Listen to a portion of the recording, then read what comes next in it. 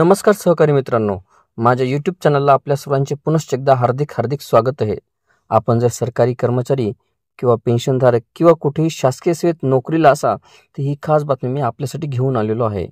पण तत्पूर्वी आपण आमच्या चॅनलवर नवीन असल्यास चॅनलला निश्चितच सबस्क्राईब करा आणि बेल आयकॉनला प्रेस करून ऑल नोटिफिकेशन्स ऑन करा, जेणेकरून आपल्याला व्हिडिओचे सर्व नोटिफिकेशन्स सर्वात अगोदर हे प्राप्त होतील. बेमुदत संपावर जाण्यावरून कर्मचारी आणि अधिकाऱ्यांच्या संघटनेमध्ये मतभेद असल्याचे दिसून आले. राजपत्रित अधिकारी संघटनेने माननीय मुख्यमंत्री यांच्याशी चर्चेनंतर हा संप स्थगित केला. मात्र 29 ऑगस्ट पासून संपावर जायचे की नाही याबाबतचा निर्णय कर्मचारी संघटना बुधवारी म्हणजेच आज घेणार आहे. केंद्र सरकारने सुधारित निवृत्ती वेतन योजना लागू करण्याचा निर्णय घेतल्यानंतर दुसऱ्याच दिवशी राज्यातील महायुती सरकारने त्याच धर्तीवर ही योजना लागू करण्याचा निर्णय घेतला.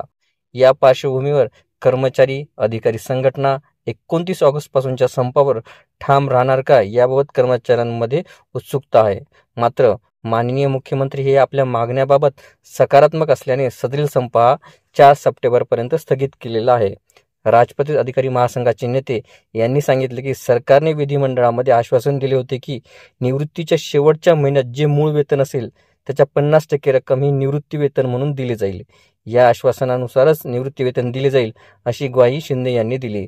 त्यामुळे सदरील संप हा 4 सप्टेंबरपर्यंत स्थगित करण्याचा निर्णय घेण्यात आलेला आहे.